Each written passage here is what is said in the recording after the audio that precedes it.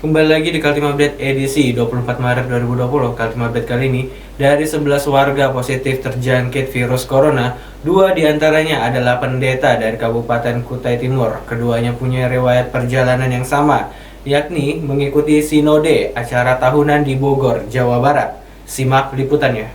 2 pendeta yang kini berstatus pasien positif COVID-19 dari Kutai Timur itu 1 pria dan 1 lagi perempuan. Pendeta pria berada dalam ruang isolasi di Rumah Sakit Parikesit Tenggarong, Kutai Kartanegara, sedangkan ibu pendeta dirawat di Rumah Sakit Taman Husada Bontang.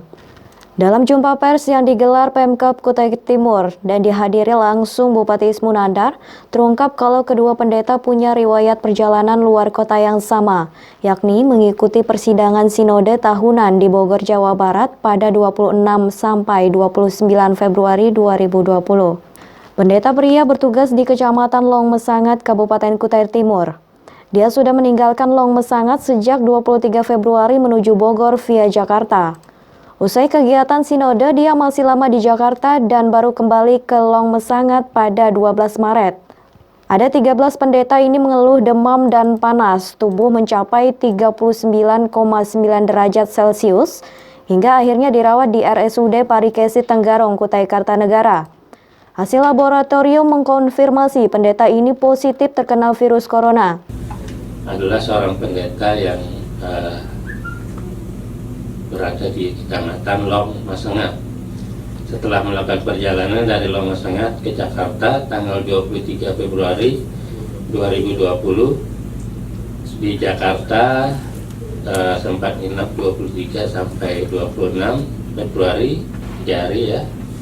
Kemudian melakukan pertemuan sidang sinode tahunan se-Indonesia di Bogor, itu 26 sampai 29 Februari. Kemudian kembali ke Jakarta 29 Februari sampai 4 Maret itu ke Jakarta. Kemudian 4 Maret sampai 12 pulang ke Long Mesangat. Jadi 4 Maret sampai 12 pada 8 hari itu di Long Mesangat.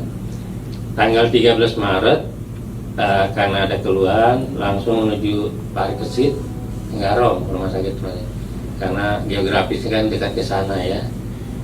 Dengan keluhan demam, panas hampir 40 ya, 39,9. Dengan status memang kita sudah pantau kemarin kan karena mereka lapor, jadi dia sudah orang dalam pemantauan.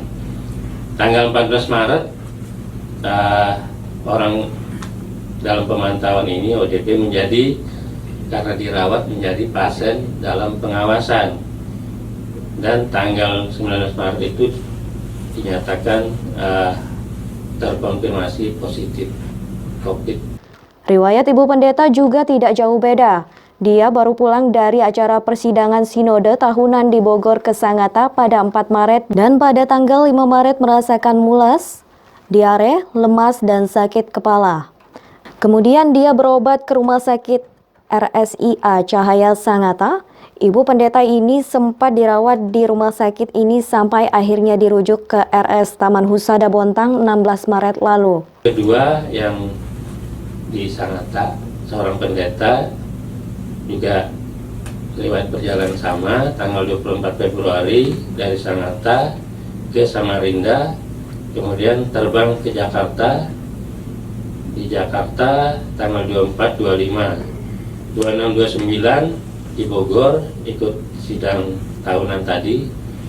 Kemudian 29 Februari sampai 3 Maret di Jakarta, kembali ke Jakarta.